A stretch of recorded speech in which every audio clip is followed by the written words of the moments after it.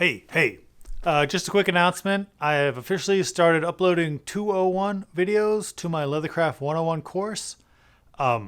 So if you're signed up for the 101 course, you're going to be getting my 201 videos as I make them, as they come out, popping fresh out the kitchen.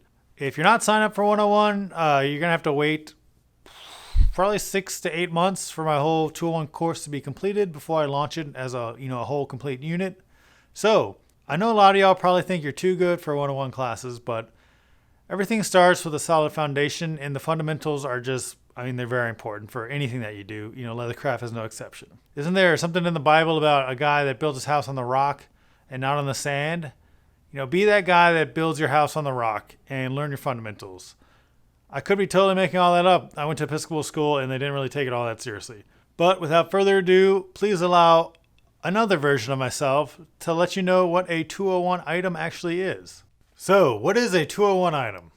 201 items are what people seem to refer to as fine leathercraft, but I don't, because I think that's a little douchey. I'm sure y'all are tired of seeing photos of this wallet by now, but I think it best illustrates what I'm talking about, and I don't take nice photos of most of my items, so you gotta kind of work with me a little bit here. 201 items are hand saddle stitched with 3mm pricking irons using linen thread. I use 3mm spacing because it allows for finer tweaking of dimensions while patterning. If you remember from Leathercraft 101, most dimensions of an item are multiples of the pricking iron spacing.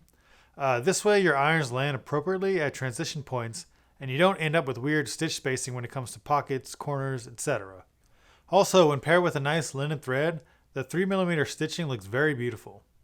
Any stitch spacing smaller than 3mm, in my opinion, just looks too busy and not as clean. Also, it weakens the item. The smaller the stitch spacing, the closer the slots from the pricking irons are, so there's less material between each slot. With super tiny stitch spacing, you're basically perforating a line for the leather to tear easily. Alright, for these nicer leather items, I use linen thread. That is because it can be hammered flat and creates a very visually appealing stitch. Bonded synthetic threads like Vinimo MBT cannot really be hammered flat, so you can't get the same look. Even though linen thread can be made stronger and more resilient by heating wax into it, linen thread is less durable than synthetic thread, but I think it's worth the trade-off.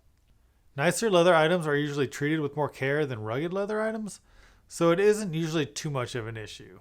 Okay, 201 items are lined. That is, you don't see the scruffy flesh sides of the leather anywhere.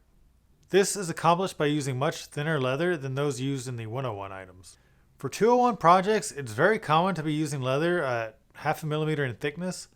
This leather is either folded over on itself, bonded together back to back, or paired with a thicker leather to create a fully lined item. There are a lot of tricks to fully lined leather goods though. It's not as simple as just gluing two pieces of leather together.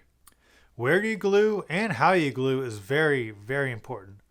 You don't want a wallet that just springs wide open, like some pervert in a trench coat. To keep these lined items thin, a great deal of skiving is involved. You pretty much skive everything, and while you can do it all by hand, it is not optimal. You're really going to need to invest in a bell skiver. A bell skiver will allow you to really elevate your work, and it's a necessity if you plan on taking Leathercraft seriously, which I assume you are because you're taking this course. And finally, 201 items require a lot more work. There's just no way around it. Remember when I went to study with Gosan the first time? I thought I was going to learn all these shortcuts and he would just be flying through all the steps. That was certainly not the case. There are no real shortcuts apart from getting instruction from someone who knows what they're doing. And that's where I come in.